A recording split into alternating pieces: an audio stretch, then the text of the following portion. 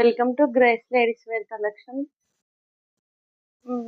ఇట్లా అవుతదని నేను అస్సలు అనుకోలేదు.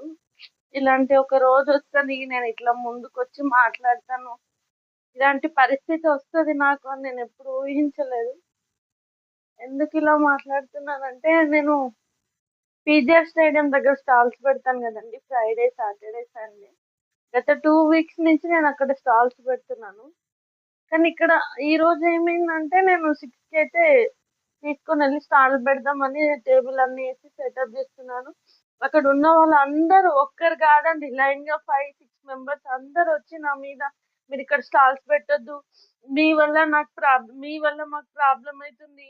మీరిక్కడ స్టాల్ పెట్టినందుకే మమ్మల్ని జీహెచ్ఎంసీ వాళ్ళొచ్చి తీసేయమంటున్నారు. అది ఇది అని అందరూ వెజిటబుల్స్ పెట్టుకునే వాళ్ళ కాడ నుంచి పానీపూరి అమ్ముకునే వాళ్ళందరూ అక్కడ నా మీద వచ్చి ఫుల్ గొడవ పడి గట్టిగా మాట్లాడితే నాకు మంచిగా అనిపించలేదు. నేను అక్కడ ఇంకా స్టార్ట్ కూడా చేయలేదు. జస్ట్ పెట్టి తీసుకొని వచ్చేసిన అన్ని. అంటే నేను ఏం చెప్పాలనుకుంటున్నానంటే, ఇప్పుడు ఒకరు పెట్టుకున్నంత మాత్రాన మీ బిజినెస్‌కి అదేమి నష్టం అవ్వదు. ఇప్పుడు మీరు సేల్ చేసే వెజిటబుల్స్, ఫ్రూట్స్ అవన్నీ నేను సేల్ చేస్తే నా వల్ల మీ బిజినెస్‌కి ఇబ్బందవుతది. కానీ నేను క్లాతింగ్ పెట్టాను. ఇక్కడ మీ బిజినెస్ వేరు, నా బిజినెస్ వేరు. కానీ అక్కడ ఉన్న వాళ్ళంతా ఒక్కటైపోయి, ఒక ఆడపిల్లని రోడ్ మీద పట్టుకొని వాళ్ళంతమంది అన్ని మాటలు అంటుంటే నాకసలు మంచిగా అనిపించలేదండి.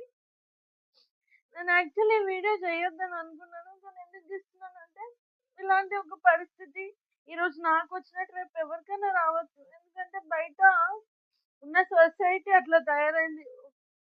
అట్‌లీస్ట్ లేడీస్ అని విలువని ఇవ్వండి. వాళ్ళు చేసేది ఏ బిజినెస్ అయినా గానీ, వీలైతే ఒకరికి సపోర్ట్ చేయాలి గానీ, ఒకరినైతే బాధపెట్టి ఇట్లా అన్ని మాట్లాడొద్దు. ఎందుకంటే నా ప్లేస్‌లో రేపొద్దున ఇంకెవరైనా ఉండొచ్చు. అయినా నేనేదో స్టాల్స్ పెడితేనే నాకు బిజినెస్ అయితదని నేనైతే బిజినెస్ రాలేదండి. కాకపోతే స్టాల్స్ పెడితే ఒక నమ్మకం వస్తది జనాలకి అందరికి అన్న ఒక ఉద్దేశంతో నేను స్టాల్ పెట్టినా. కానీ ఇట్లా జరుగుతదని నా లైఫ్‌లో నేను ఎప్పుడు ఎక్స్‌పెక్ట్ చేయలేదు. అయినా ఇదే కాదు, ఎప్పుడు ఏది చేద్దామనుకున్నా నా లైఫ్‌లో నేను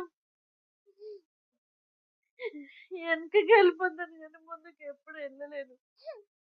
ఇక్కడ దీంతో నాకు అర్థమైంది. ఇలాంటి ఒక సిట్యుయేషన్ వస్తది. ఈ సిట్యుయేషన్‌లో నేను మాట్లాడతానని నా లైఫ్‌లో నేను ఎప్పుడు అనుకోలేదు. వీలైతే ఒకరికి